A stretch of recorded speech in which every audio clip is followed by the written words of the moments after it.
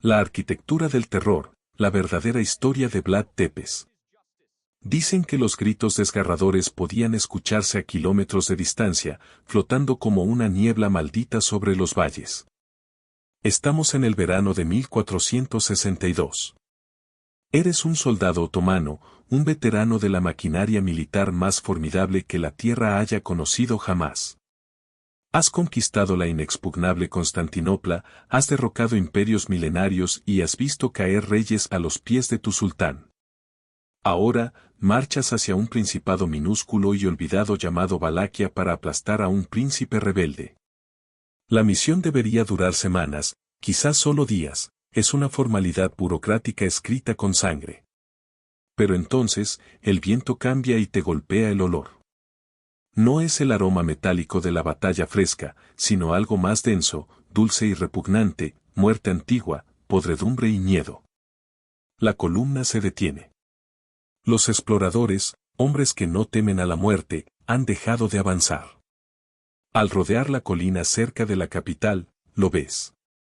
Un bosque. Pero los árboles no son de madera y hojas. Son seres humanos. 20.000 de ellos. Tus hermanos, tus camaradas, elevados hacia el cielo en estacas de madera, organizados en filas geométricas perfectas hasta donde alcanza la vista. Algunos llevan muertos semanas, hinchados y negros bajo el sol, otros todavía se mueven, todavía respiran, todavía suplican. Tu sultán, el hombre que puso de rodillas a Bizancio, echa un vistazo y da la orden de dar media vuelta. ¿Qué clase de mente crea algo así? Y aquí está la parte que debería aterrorizarte, esto no fue locura. Fue estrategia. Fría, calculada y horriblemente efectiva. La historia que crees conocer sobre Vlad el Empalador es una mentira piadosa comparada con la realidad. Esta es la crónica de cómo un hombre convirtió el sufrimiento humano en un arma tan potente que cambió el curso de los imperios. Para comprender la magnitud de esta oscuridad, debemos empezar con una pregunta que pocos se atreven a formular, que rompe a un ser humano tan completamente como para volverlo capaz de diseñar tal atrocidad. No se nace siendo un monstruo, se fabrica. El año es 1442 y Vlad tiene apenas 11 años. Su padre, Vlad II Dracul, acaba de cerrar un pacto con el diablo, o más específicamente, con el sultán Murad II del Imperio Otomano.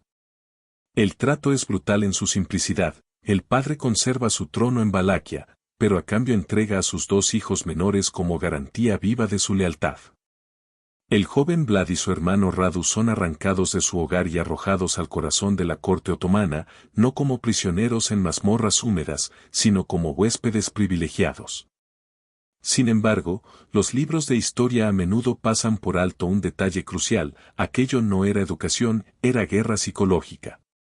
Vlad pasó sus años formativos, de los 11 a los 17, observando cómo sus captores perfeccionaban el arte de construir imperios a través del miedo. Fue testigo de ejecuciones públicas diseñadas no solo para castigar al individuo, sino para traumatizar a poblaciones enteras y forzar su sumisión. Aprendió que el terror, cuando se aplica con precisión quirúrgica, es más efectivo que cualquier ejército. Mientras su hermano Radu se adaptaba y se sometía, formando incluso una amistad con el hijo del sultán, el futuro Mehmed el Conquistador, Vlad se negó a doblar la rodilla. Los registros de la corte sugieren que fue castigado frecuentemente por su desafío, posiblemente torturado. Algo fundamental se rompió dentro de él durante esos años, o tal vez, algo se cristalizó.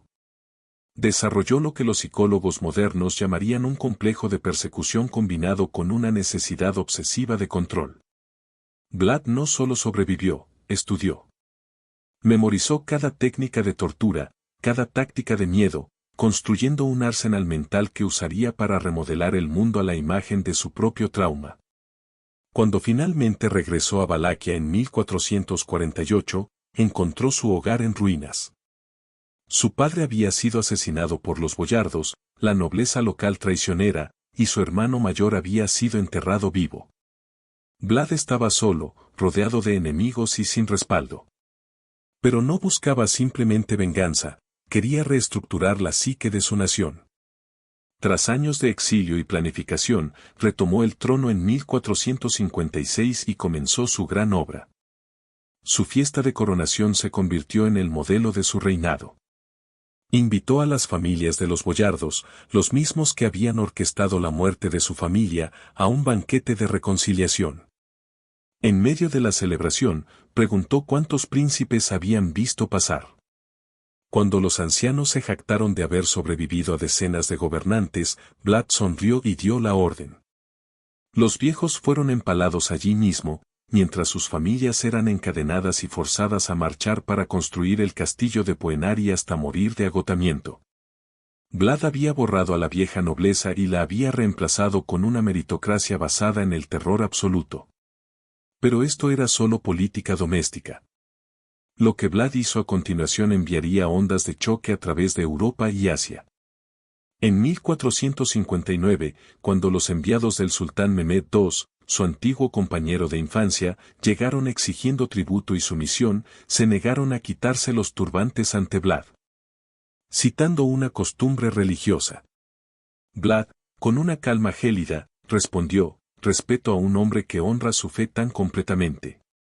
Dejadme ayudaros a honrarla para siempre. Ordenó a sus guardias que clavaran los turbantes directamente a sus cráneos con clavos de hierro. No los mató, los mutiló y los envió de vuelta a Constantinopla como mensajes vivientes, gritando de agonía. Mehmed entendió de inmediato que su viejo amigo no jugaba bajo las reglas de la guerra convencional. La guerra era inevitable. Aquí es donde la mayoría de la gente malinterpreta el empalamiento. Creen que era una ejecución sádica y desordenada, pero Vlad lo convirtió en una ciencia anatómica. El método común mataría a la víctima casi al instante por trauma en los órganos vitales, lo cual derrotaba el propósito del terror. El método de Vlad era infinitamente más sofisticado y cruel. La estaca, redondeada y aceitada, se introducía por el recto y se guiaba con cuidado para no perforar el corazón, los pulmones ni las arterias principales. La gravedad hacía el resto. La víctima podía permanecer viva, consciente y sufriendo durante 3 días, elevada sobre el suelo como un estandarte de dolor.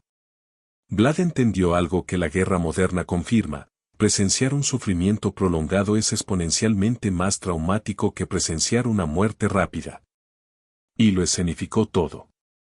Colocaba las estacas en patrones geométricos, círculos concéntricos y filas ordenadas por rango social, creando una jerarquía visual grotesca que decía: tengo tanto control que puedo convertir la agonía en arte. La prueba final llegó en 1462.